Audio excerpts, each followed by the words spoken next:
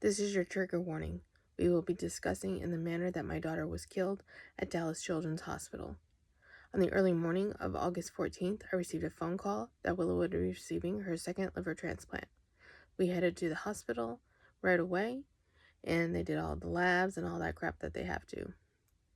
At around 10 or 11 in the morning, her liver surgeon came in the room, and he discussed how he would be doing the transplant. It was going to be a little different this time, considering it was her second one. During that conversation with him, I told him that she needs access, and because that she needs access, I would want her to have 2 PICC lines. He disagreed. He said she wouldn't need 2 PICC lines. A couple days after transplant, the ICU attending wanted more access. So he called up someone from the IR department, and they were getting ready to take her down. They were all talking over each other about how they wanted to do what they were going to do, but nobody was saying the obvious. So I shut everybody up, and I said directly to the ICU attending and the attending from the IR, she needs more access. You need to put 2 double lumen PICC lines in my child. I stated that this was not my first rodeo, nor was it Willow's, and that we knew what she needed. Again, the doctors, because they're doctors, disagreed and did what they wanted to do. Early in September, in her records, in her medical records that I have that are 7,000 pages long, and that's just from August to October, it is noted by one of the ICU attendings that the IJ that they placed to have more access was too deep in her heart, and she noted that it should be watched. I have not seen anywhere else that somebody said they were watching it. Keep that in mind. Now we're going to get to the triggering part, so prepare yourselves. On the morning of October 9th, 2 a.m., I was exhausted. I said to Willow, "Mommy, I'm tired." And she said, "Go lay on the couch, go to sleep. I'm going to play." I said, "Okay, what do we do if we need somebody?" And she said, "I pushed the button for the nurse." I said, "Okay." I went over to the couch. I laid down. I got the blanket up on me, and I said, "Mommy." And she looked at me, and I signed, "I love you" to her. And she signed back, "I love you too, Mommy." And I went to sleep. At 4 a.m., her nurse woke me up. She said, "The doctor needs to speak to you." I got up. He was at the end of the couch. So I knew it was bad news. So I said straight up to him, "Go ahead. What's the bad news this time?" And he said, "Do you want me to give you a few minutes to wake up so you understand?" I said, "No, just go ahead and tell me." He proceeded to tell me that they believed the IJ that they had left in her for 8 weeks. The tip of that had eroded. This is a line that goes from your neck to your heart. The tip of that had eroded into the heart sac.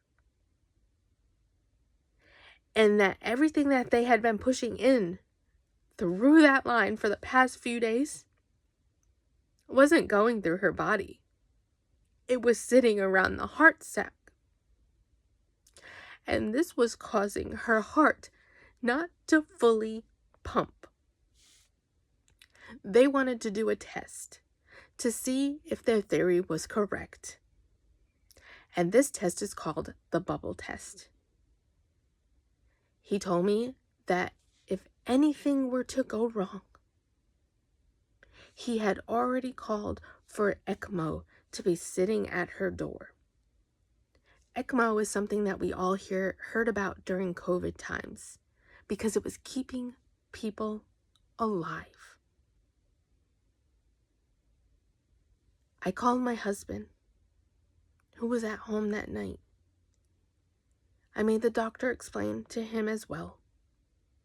He said I'm on my way. It's an hour drive. So at 5 o'clock he got there. There was no traffic, so it was a quicker ride. And at 5 o'clock, an attending for the cardiology team walked in the room. Never met a cardiologist in 4.5 years of Willow's life. But on that morning we did.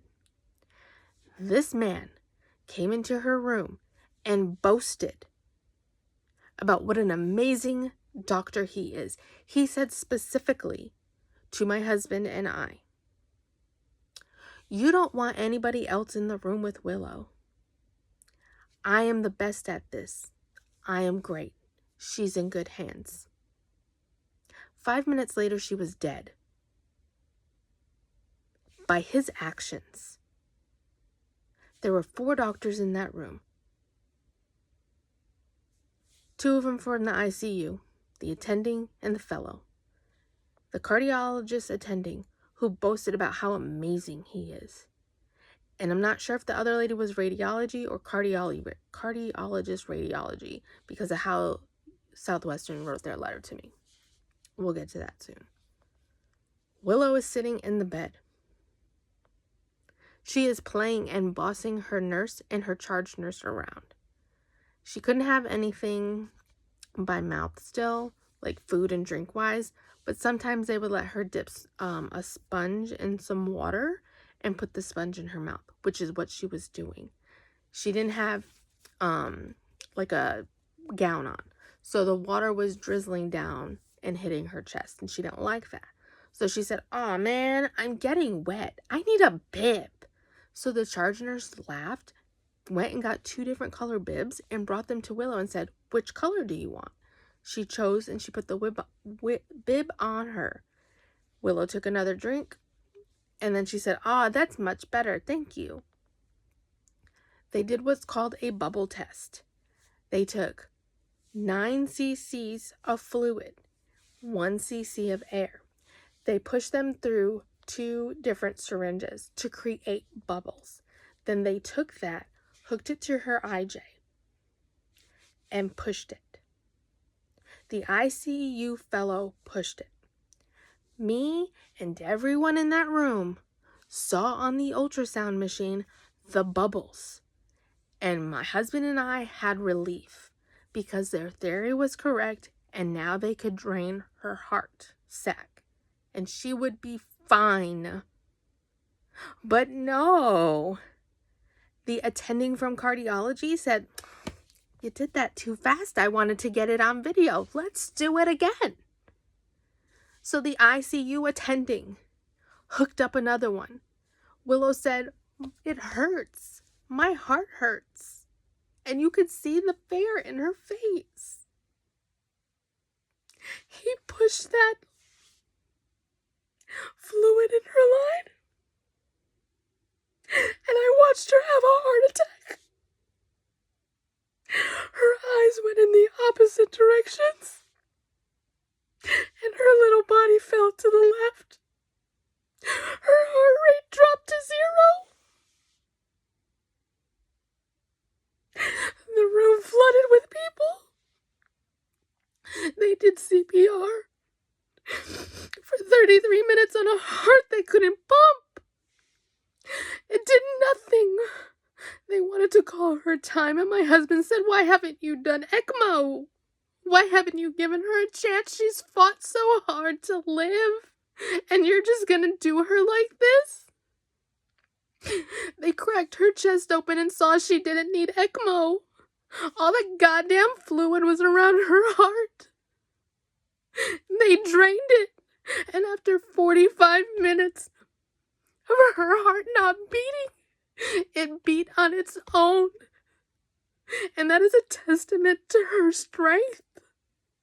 But the damage was already done. She was brain dead.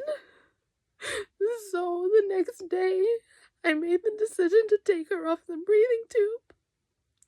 And I held her for 10 minutes until her heart stopped beating again. and she was gone forever.